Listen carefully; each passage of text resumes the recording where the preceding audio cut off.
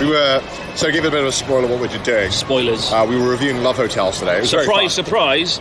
We come to Fukuoka, right? You're like, oh yeah, guys, show us the ramen, show us the culture, show us the mulled wine. And Cole's like, no, Love Hotels. And we went to a Love Hotel. Are we allowed to tell them we got thrown out? Yeah. Spoilers. We got thrown out of a Love Hotel for being two boys. Even though the law says that that's not allowed to happen. Yeah. So we went in and when you go to a Love Hotel, you park up, you walk inside, and you get a big screen with all the rooms, right? Yeah, and you press the button, you pick the room, you get an elevator, you go to your room. In fact, there wasn't no elevator, there was only stairs. Yeah. Because we missed the elevator. And we were really happy because we were like, we're in. We've done it. We're in. This is our first Love Hotel of the day, of the 5 or so that we went in. And as we were getting round the corner up to the room, a woman was there.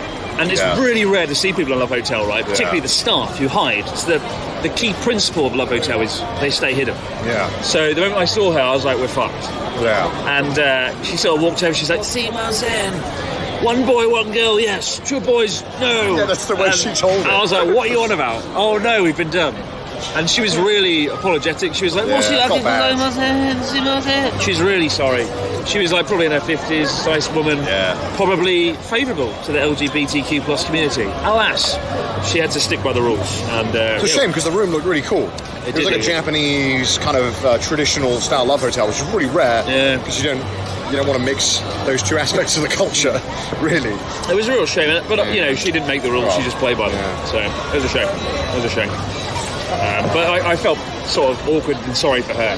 Did we get removed? No, we got kindly asked to leave. No, she called the elevator, which was right next to us. Yeah, she was like, you have to leave. This way on a guy, she meant. Yeah. Fuck off on a guy, she could have said. We celebrated too early. We were joyfully. We did. We were in glee up the stairs, walking up. We've done it. We've got in the rooms. It made a good video though. Yeah. And I got it on GoPro.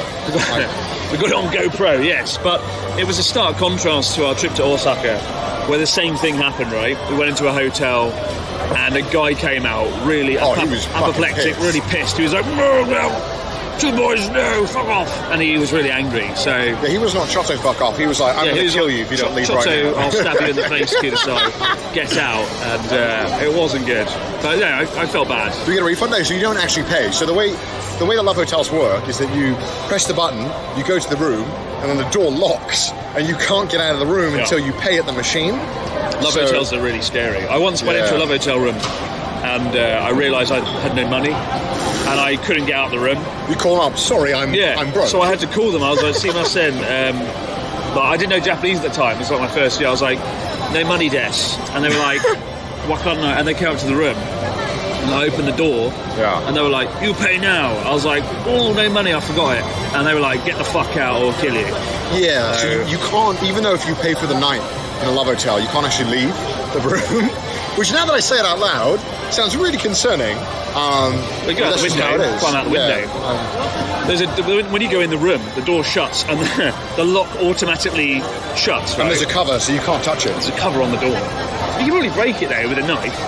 Yeah. Or a good kick. Also, one thing that happens in hotels normally in Japan, if you look foreign, even though if you live there, they're not supposed to ask for like ID or stuff. They're supposed to just let you. If you live in Japan, they're supposed to not ask for your ID, but because we look foreign, they always ask for our passports, and we tell them, "Hey, we live here." Sometimes they're like still persistent and they want ID. Yeah. Other times they're like, "Oh, okay, cool." But in Love Hotels, weirdly, they never ask for ID ever. So even though if you're a foreigner, you could just stay in a Love Hotel and never get ID, which is really weird to think about, actually. It is weird.